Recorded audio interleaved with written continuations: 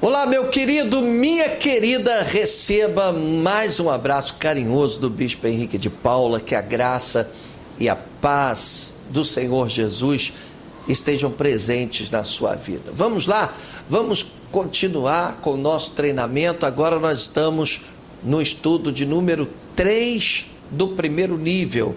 Você está passando pelo nível de consolidação.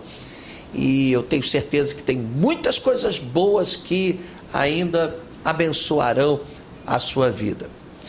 Bom, hoje nós vamos falar sobre a morte de Jesus Cristo na cruz. Afinal, por que Jesus morreu por você? Você já baixou a apostila? Você já tem a apostila aí? Nós estamos no estudo de número 3, nível 1, consolidação. Por que Jesus morreu por você?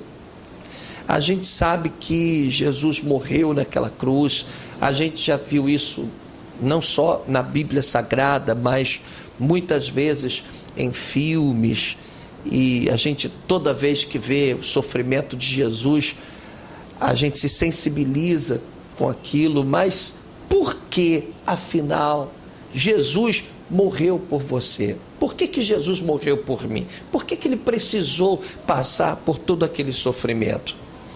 Bom, nós vamos recorrer à Bíblia. Eu tenho dito aqui que tudo que a gente ensinar para você, a gente vai mostrar na palavra. A gente vai abrir juntos a Bíblia para poder ler. Nesse caso aqui, os versículos já estão na apostila, mas é bom você conferir depois na sua Bíblia, ok? Vamos lá.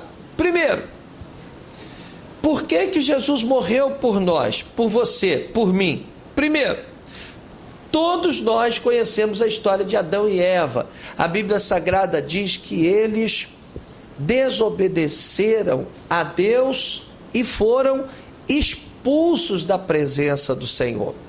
Nós vamos ler o que está escrito em Gênesis capítulo 3, versículo 6. Gênesis capítulo 3, versículo 6. Eu vou ler aqui no computador, a Bíblia está aberta aqui na própria apostila, tá? Mas você depois deve conferir também na sua Bíblia, só para a gente ganhar tempo.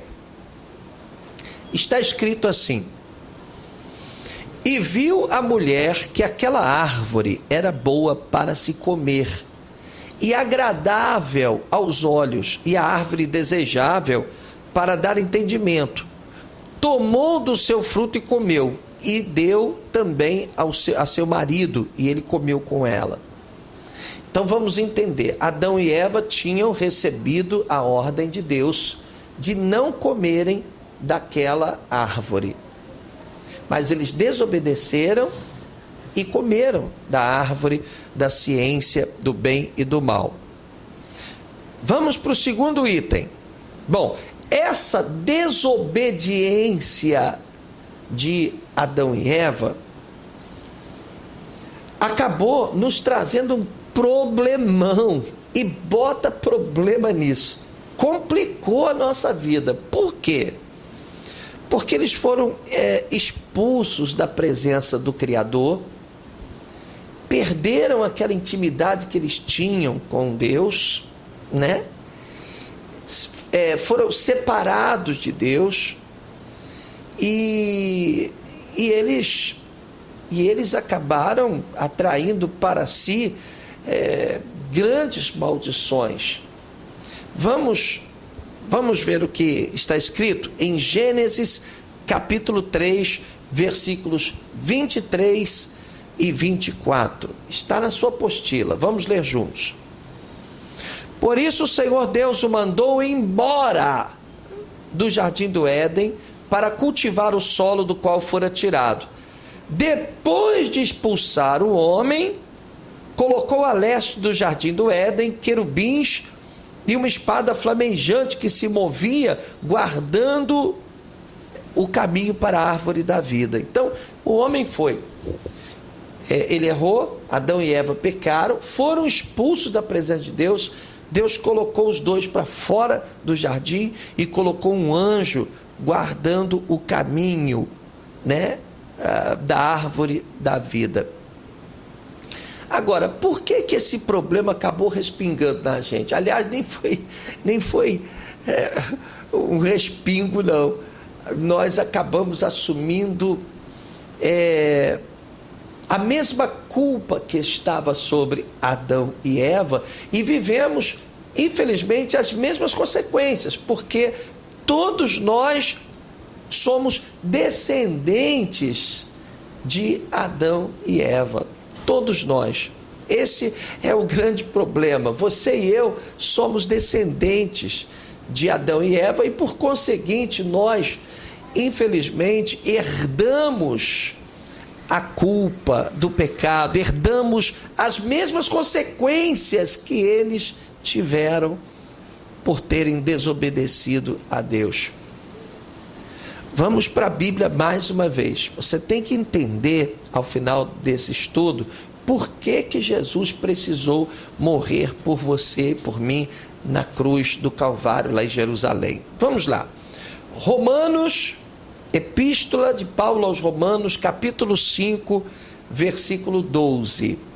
Romanos 5, 12. Diz assim, eu vou ler aqui no computador, mas é a transcrição da Bíblia, tá? Diz assim: concluindo, da mesma forma como o pecado ingressou no mundo por meio de um homem, que foi Adão, e pelo pecado a morte, nesse caso morte espiritual, separação de Deus.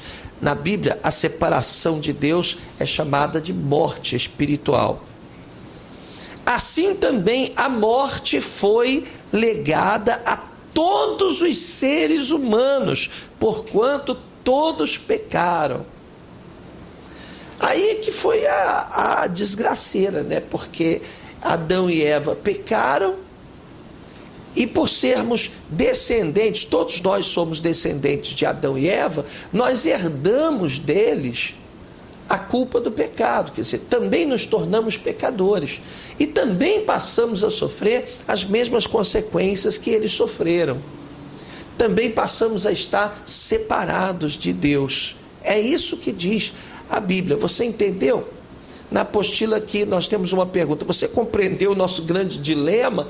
E é verdade, um dilema, porque todos nós, por sermos descendentes de Adão e Eva, herdamos geneticamente essa condição de pecado, essa condição, nós nos tornamos pecadores, tal como Adão e Eva, e também fomos afastados de Deus. Esse é o grande dilema da humanidade, e a gente vai falar muito sobre isso aqui, porque é o grande problema que nós, como seres humanos, precisamos enfrentar. O pecado, as consequências do pecado, a separação que o pecado sempre provoca, separação de Deus. O pecado nos afasta do Senhor. Então diga comigo: todos somos pecadores. Repete comigo, por favor. Todos os seres humanos, todos aqueles que descendem de Adão e Eva são considerados pecadores. Isso nunca pode sair da tua cabeça. Às vezes você vê aí alguns religiosos, sabe, querendo mostrar que estão por cima, que são bons, que são consagrados, que são... Esses caras às vezes se sentem até superiores, melhores do que os outros. Isso não tem fundamentação bíblica. A Bíblia diz que todos, sem exceção, todos somos pecadores. Vamos ler alguns versículos na Bíblia que comprovam isso. É importante você sempre se firmar na palavra de Deus. Gênesis capítulo 6, versículo 5. Está na apostila, você pode acompanhar. Gênesis capítulo 6, versículo 5 diz assim: viu o Senhor que a maldade do homem se multiplicara sobre a terra, e que toda a imaginação dos pensamentos de seu coração era má continuamente. Deus começou a ver que o homem havia se desviado. Salmo 53, verso 3. Vamos para o livro de Salmos. Eu estou lendo na própria apostila, mas é a Bíblia Sagrada, tá? Você pode acompanhar aí na sua apostila. Está escrito o seguinte: desviaram-se todos, e juntamente se fizeram imundos. Não há quem faça o bem, não há sequer um. Ou seja, não existe um só homem perfeito. Apenas Jesus Cristo foi perfeito. Isso é bom que fique muito claro na sua cabeça, porque essa verdade foi ensinada por Jesus Cristo, pelos discípulos, e serve de base para o Evangelho. A primeira coisa que o ser humano tem que entender é que todos nós somos pecadores, e todos nós, a exemplo do que aconteceu com Adão e Eva, fomos separados de Deus. Olha o que está escrito em Isaías, capítulo 64, versículo 6. Eu vou ler. Todos nós somos como o imundo. Interessante, né? Às vezes você vê determinados religiosos criticando, apontando o dedo para os outros, se achando melhor do que os outros. Olha o que diz a Bíblia Sagrada. E é na Bíblia que eu tenho que me firmar. O meu foco tem que estar na palavra. Olha o que diz a Bíblia. Todos nós somos como o imundo, e todos os nossos atos de justiça como o trapo da imundícia. Quer dizer, todas as vezes que a gente tenta ser justo, a nossa justiça é como o trapo da imundícia. Todos nós caímos como a folha, e os nossos pecados, como um vento, nos arrebatam, né? Um texto muito conhecido também, que todo mundo usa, muito falado, muito comum, muito conhecido na igreja, é Romanos capítulo 3, versículo 23. Romanos capítulo 3, versículo 23. Diz assim: pois todos pecaram e destituídos estão da glória de Deus. Ou seja, todos foram afastados de Deus, todos foram destituídos da glória de Deus. Todos pecaram e todos estão debaixo dessa maldição do pecado. Bom, vamos continuar. Na nossa apostila, no item 4. Então, o pecado, para você entender, ele ficou assim entranhado na vida do ser humano, sabe? O pecado passou a fazer parte da vida do ser humano. Todo ser humano, quando nasce, ele já nasce comprometido com essa condição de pecado. Quando ele nasce já com um comprometimento genético, vamos dizer assim, porque ele é descendente de Adão e Eva, e a Bíblia diz que todos pecaram. Então o pecado já nasce no coração de todo mundo já nasce comprometido com o pecado. E isso está claramente revelado no livro de Salmos, capítulo 51, do versículo 3 ao versículo 5. Diz assim a palavra de Deus. Eu vou ler. Porque conheço as minhas transgressões. Foi Davi que escreveu isso. Porque conheço as minhas transgressões, e o meu pecado está sempre diante de mim. Contra ti somente pequei, disse Davi. Foi por causa daquele pecado de Davi com Betseba. Você já deve conhecer essa história.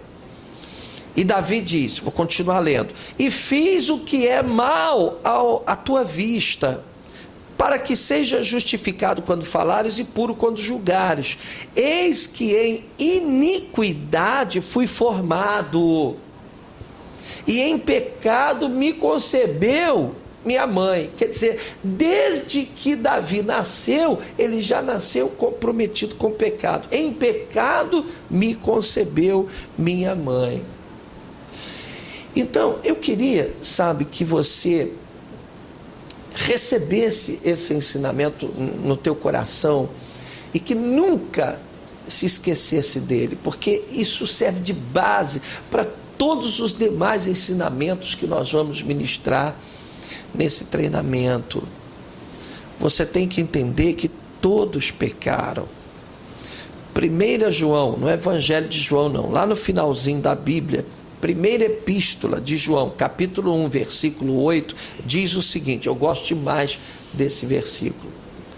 Diz assim: se dissermos que não temos pecado nenhum, enganamo-nos a nós mesmos e não há verdade em nós. Quer dizer, aquele camarada que diz que é santinho, que não tem pecado algum, ele está se enganando. É o que diz a Bíblia e é o que a gente mais vê por aí.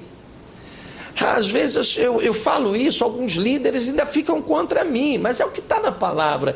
E eu disse aqui já para vocês, a minha preocupação não é agradar a esse, aquele ou aquele outro. Eu não quero fazer o que todo mundo faz. Eu quero fazer o que a Bíblia me manda fazer, o que Jesus fez, o que os discípulos fizeram.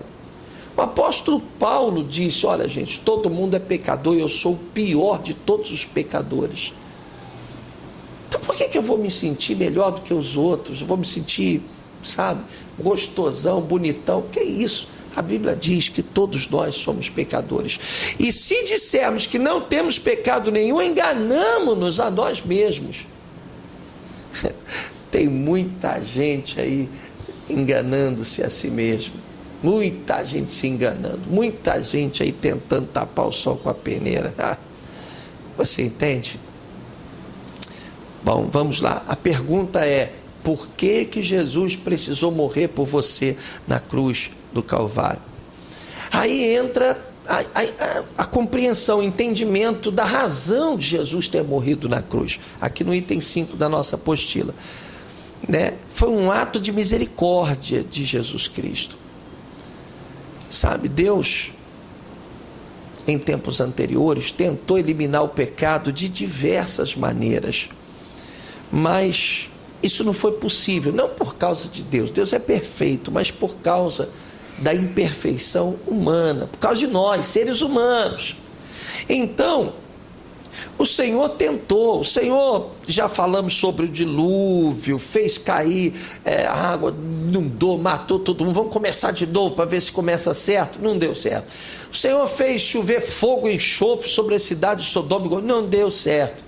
O Senhor tentou de todas as formas, o homem não obedeceu. O ser humano foi incapaz de cumprir a lei de Deus. A lei de Deus é perfeita, mas nós, seres humanos, não fomos capazes de cumprir a lei. E é o que está escrito aqui em Romanos capítulo 8, versículo 3. Romanos capítulo 8, verso 3. Olha o que está escrito.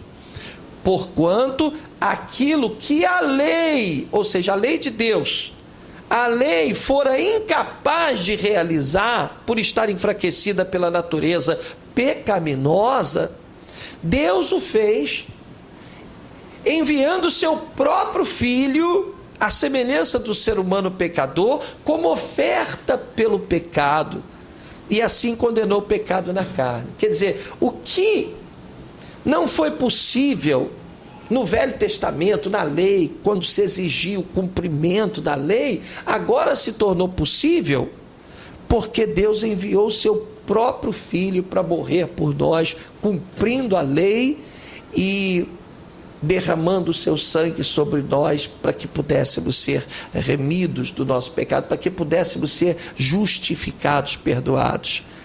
Oh, que maravilha, entendeu? Jesus Cristo foi oferecido como oferta pelo nosso pecado. Por isso é que ele morreu na cruz.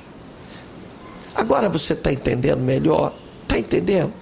Vamos lá, para a gente encerrar, tá? Para a gente encerrar. Hebreus capítulo 9, versículo 22. Hebreus capítulo 9, versículo 22. Diz assim, vou ler. E quase todas as coisas segundo a lei se purificam com sangue, e sem derramamento de sangue não há remissão. Ou seja, não vai haver remissão de pecados se não houver derramamento de sangue. E Jesus foi lá e derramou seu sangue para morrer por você e por mim. Entendeu? Viu como é que é fácil entender? Por que a gente precisa tanto de Jesus? Por que Jesus morreu por nós? Porque ele estava ali cumprindo a lei, derramando o seu sangue para que nós pudéssemos ser salvos. Que Deus te abençoe através desta palavra.